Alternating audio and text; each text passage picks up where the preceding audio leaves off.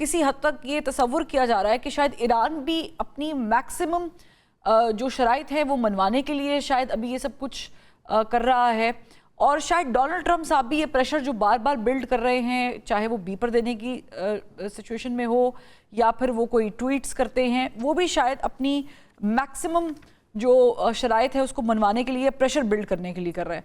But इसके in between बहुत सारे लोग ये भी चाहते हैं, चाहे वो भारत हो या फिर इजराइल के, ये सबूतास हो जाए, ये जो अभी टेबल टॉक हो रही है। आप इसको कैसे देख रही हैं? देखिए, मैं लार्जली ये समझती हूँ कि शायद भारत का इतना किरदार नहीं है, इजराइल का है, लेकिन इजराइल को अमेरिका ने इस वक्त रेन इन किया हुआ है। तो जो लेबनान का सीज फायर है, इट इज होल्डिंग, इक्का दुक्का है वायलेशंस, लेकिन वो होल्ड कर रहा है लेबनान का सीज फायर। जो अमेरिकन प्रेसिडेंट की ट्वीट्स हैं उसमें डेस्परेशन है, और जो ईरान का स्टांस है वो समझिए हिकमत अमली है। फॉर एग्जाम्पल, ईरान अभी तक और आपको लगता है ये कामयाब हिकमत अमली है कि जैसे भी पाकिस्तान के इंफॉर्मेशन मिनिस्टर भी ट्वीट कर रहे हैं, ये कामयाब हिकमत अमली आपको समझ में आ रही है? देखिए, ईरान अपना मैसेजिंग वाजे कर रहा है। ईरान अमेरिका को ये मैसेज दे रहा है कि वो किसी प्रेशर में आके ना तो निगोशिएटिंग टेबल पर आएगा और ना निगोशिएटिंग टेबल पर सरेंडर करेगा। और इसीलिए आप देखिए कि ये ईरान की तकरीबन एक साइकोलॉजिकल विन है कि इस वक्त पूरी दुनिया एज पे है कि ईरान इस्लामाबाद आएगा या नहीं आएगा। और अगर इस्लामाबाद आएगा भी तो मैं इस्लामाबाद में जो सूरत हाल बन रही है उसमें एकॉर्ड होता नहीं देख रही। अगर एक्सटेंशन हो गई ट्रूस में तो मैं उसको अच्छी पेशरफ समझूंगी। और इसीलिए अभी साफदार साहब ने एक मुलाकात की और उसमें उन्होंने ट्रूस एक्सटेंशन की बात की। देखिए, ट्रंप एक अपने डोमेस्टिक ऑडियंस के सामने स्ट्रॉन्ग लगना चाहते हैं, ऊपर से आना चाहते हैं, लेकिन ईरान उनको क्वाइटली अंडरकट करता है। और ये जंग शुरू से वॉर ऑफ नर्व्स थी। देखना ये था that who will blink first. और अब देखिए, बहुत सारी चीजें जिससे अमेरिका पीछे हट गया। वो मिसाइल को खत्म करने की डिमांड से पीछे हट गया है, वो ड्रोन से पीछे हट गया है। जो कौड़ी अटकी हुई है वो न्यूक्लियर प्रोग्राम पे अटकी हुई है।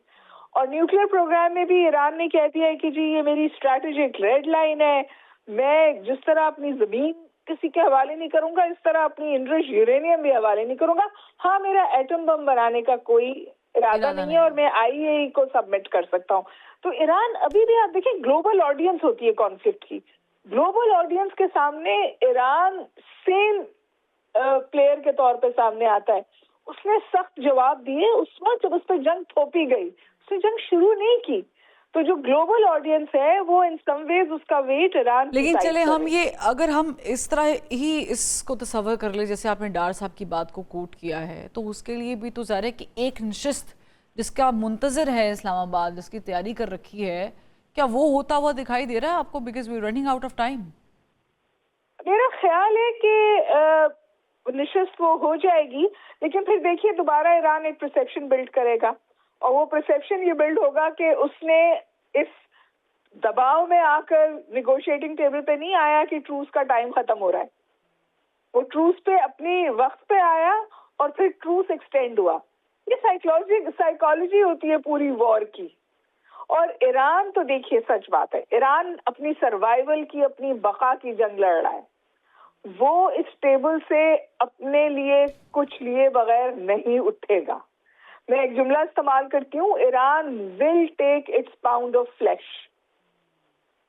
और मेरा ख्याल है कि अमेरिका के ऊपर जितना प्रेशर है इस जंग को खत्म करने का, ईरान के ऊपर अंदर से सिर्फ एक ही प्रेशर है कि हमारे साथ आइंदा ये ना हो।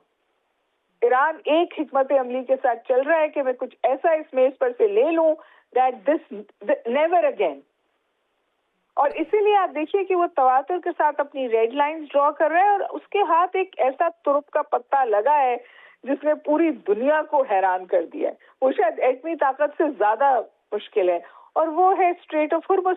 एग्जैक्टली। और फिर जो शायद दुनिया को शायद रियलाइजेशन भी नहीं थी उसकी, और वो हो गई। देखिए, मैं आपको बताऊं, आपसे गुजारिश करूं फरवा, पता नहीं आपके पास टाइम है या नहीं, ये जब इनके सिचुएशन रूम में डिस्कशन हो रहा था तो इनके जनरल्स ने इनको कहा था कि ईरान ये कर देगा, हाँ जी। ट्रंप नहीं माने उस वक्त, और वही हुआ कि जब ईरान को आपने दीवार से लगाया, उसने हुर्मुज़ बंद कर दी। हाँ,